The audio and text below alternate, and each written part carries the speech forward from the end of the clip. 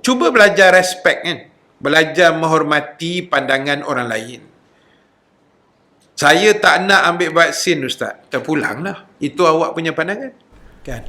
Tak ada jalan lain dah nak selesai, melainkan kita terpaksa bertegang urat juga. Jagalah adab. Jangan bertegang urat tu berlebih. Sampai yang tak berkait pun kita halakan sekali. Kita berbalah dengan mak dia. Masuk dengan anak cucu 7 keturunan pun kena semua. Jangan. Jangan libatkan pihak-pihak lain. Kita, orang kata, yang direct dengan kita saja. Urusan kita dengan orang yang berkenaan. Jangan melibat pihak lain. Lepas tu tak pasal ustaz pun kena. Sudahlah. Ni kau lah ni mengaji dengan Ustaz Rahim perangai. Ustaz pula tak ada kena-mengena pun kena. Lagi teruk yang tu lah. Jadi elakkan. Kalau terpaksa juga, istilahnya kawal diri, istighfar banyak-banyak. Kita ni kan ada aturan, kan?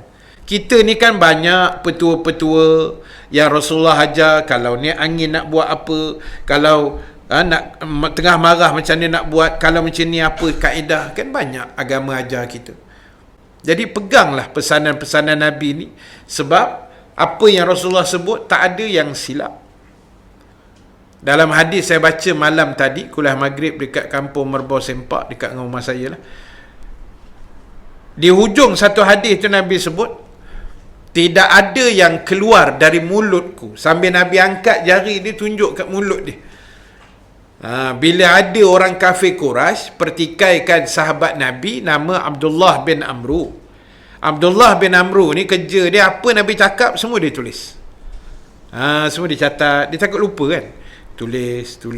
Nabi cakap semua dia tulis. Tiba-tiba datang puak-puak kafir Quraisy ni kata, wahai Abdullah bin Amru, kau ni menulis beria sangat. Daripada manusia yang nama Muhammad ni, kadang-kadang dia ni marah, kadang suka, kadang menangis, kadang gembira. Betul ke apa yang dia cakap tu, yang kau beria sangat tulis? Lebih kurang macam tu lah. Kan? Makna seolah-olah pihak kafir Quraisy tu, dia sebenarnya nak menghasut Abdullah ni jangan tulis. Dia bagi alasan Nabi pun orang biasa yang kadang naik angin juga. Takkan masa dia naik angin pun kau nak tulis, dia cakap benda tak betul. Dia tuduh Nabi begitu. Jadi Abdullah pun pergi jumpa Nabi. Tu Nabi buat keluar hadis tu. Nabi kata, sambil tunjuk jari dia ke mulut Nabi sendiri, Nabi kata, tak ada yang keluar dari mulut aku melainkan benar belaka. Jadi apa yang Nabi sebut, petua, kaedah, hukum hakam, tu semua betul. Tak usah kita petikai-petikai pula. Kadang ada orang akhir zaman ni pun berani juga kan. Dia tak petikai Nabi direct, dia petikai indirect. Kadang dia tanya, ya ke amalan ni datang dari Nabi? Sama tu. Petikai juga. Kadang-kadang petikai imam-imam mazhab bagai. Macam-macam kerja manusia. Tak ada kerja. Kita ni tak usah berbalah lah. Benda yang ulama' dah bincang, ulama' dah sepakat ke, walaupun ada sedikit perselisihan. Contohlah kan, Imam Syafi'i kata harus tahlil dan talqin dekat kubur. Siapa kata? Imam Asy-Syafi'i. Mungkin mazhab lain kata tak payah. Jadi kita pula tak usah bergaduh.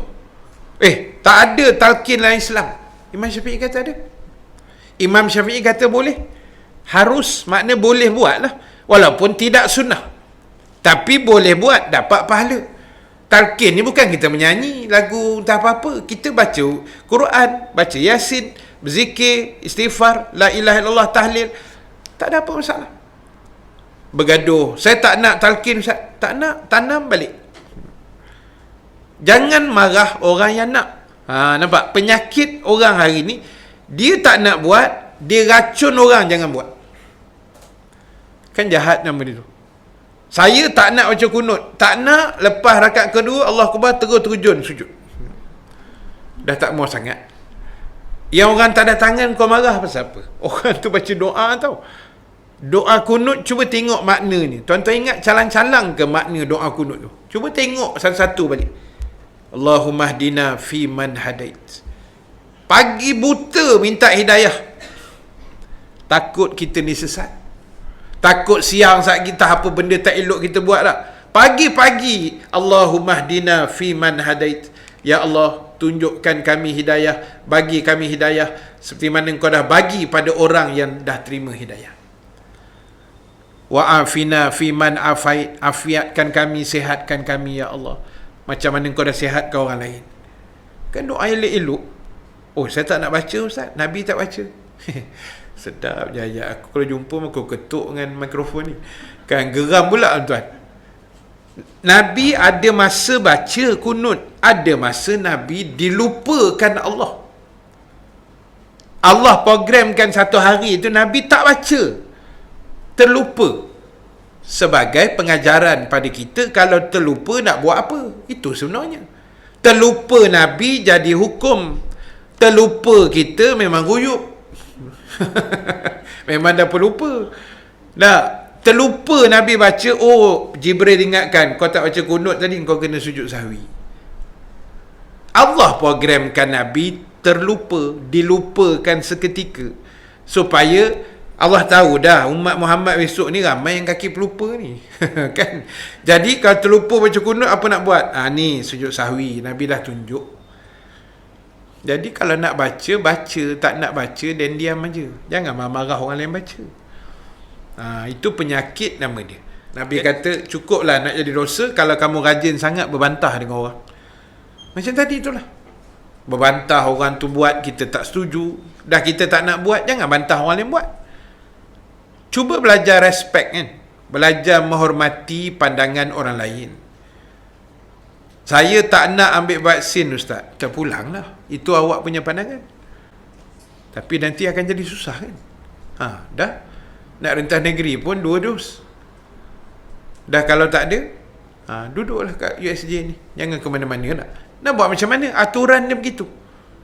Walaupun tidak ada hukum fatwa yang dikeluarkan wajib ambil vaksin, tak ada. Hukum fatwa pun harus saja. Maknanya boleh ambil. Halal dan sebagainya lah. Dengan hujah-hujah darurat lah, apa macam-macam lah ulama' dah bincang. Kita bukan ahli, kita angguk kata je. Tiba-tiba dia kata saya tak nak, itu hak kamu lah, bukan kita boleh paksa orang. Tapi kalau nak ambil, tak nak jangan marah orang yang ambil. Nampak? Kita tak nak ambil, marah orang ambil. Macam saya cerita yang tu hari tu kan, anak murid telefon, Ustaz dah vaksin? Alhamdulillah 2 dos dah.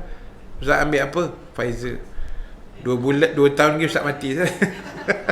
Kepala otak kau lah, saya kata. Kan? Suka-suka hati je. Jadi tuan-tuan, ibu-ibu sekalian, itu Nabi kata cukuplah, berbantah tu dah jadi dosa. Jadi tak salah. Berbantah-bantah ni pun, orang kata apa? Tak habis pun. Kan? Manusia ni bila bergaduh, cakap mulut apa semua ni, tak selesai. Dia akan melarat lagi, nampak? Dia akan melarat, membawa ke keturunan pula, bersambung, lepas tu menyebabkan kepala kita boleh migraine. Sakit kepala, jangan buat main.